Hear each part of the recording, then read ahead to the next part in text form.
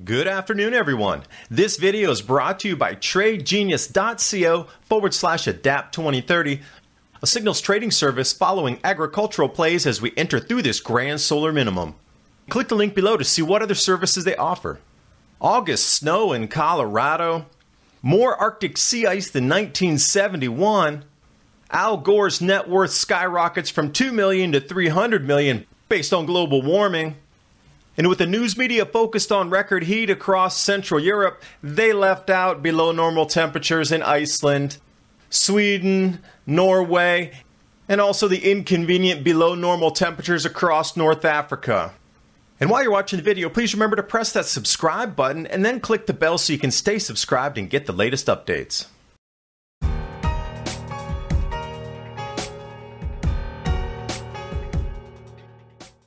Snowing in August on Colorado's Monarch Pass. And I know people are out there and say, well, it snows sometimes in August and sometimes on the pass. But this is pretty heavy snow for August. You got to give it up here. This is several inches. Melted off pretty quickly after the fresh snow in August. But just keep focusing on the heat in Europe.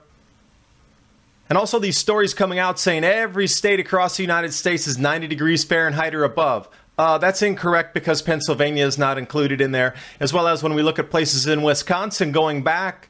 The last time it was above 91 degrees in this particular place, Stevens Point, was back 2013.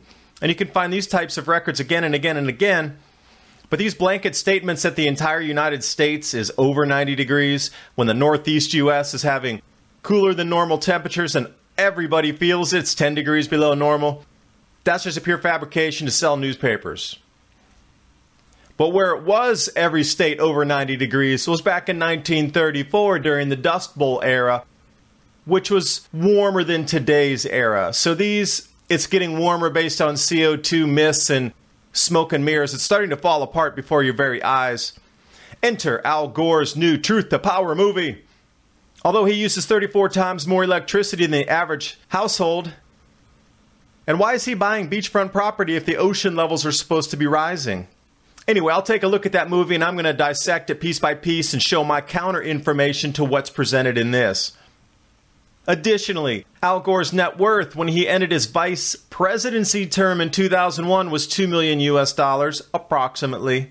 After the global warming position he was put into, he's now worth $300 million. So, all this green energy, how much of that went into his pockets? And how much could we do with $298 million US to help save the planet and go green? Al, donate all that back. Interesting article here on the sun and climate change. The sun commands the Earth's climate. Article out here, Arctic ice now more than 1971. They have this beautiful picture here from National Geographic. Whiteout. I linked everything below so you can chase down the links and do your own further research. And then we compare it with the sea ice extent here, 2017, July 19th. Now let's overlay these. And here is what we get. 1971 ice, less than 2017. So wait, I thought it was continually melting and melting. And the lowest ice even in the satellite record since 1979 shows 2012 was the low point, and we have been gaining ice ever since then. And that record ice gain and record ice on Greenland as well, breaking everything they've ever kept as modern records. That's just incredibly inconvenient. I bet that doesn't make it into Al Gore's new movie. White out here for you on the comparison of the years for sea ice. Let's jump over to the heat wave of the Alpine glaciers. Drone footage, actually pretty cool footage. But they're using a snow buggy to go across this glacier. They try to make it look like it's just ground. But they're using a snowmobile type of vehicle because it's still ice. Come on. And while the world's media focuses on the Central European heat wave that's going on, by the way, there's heat waves every year across continents.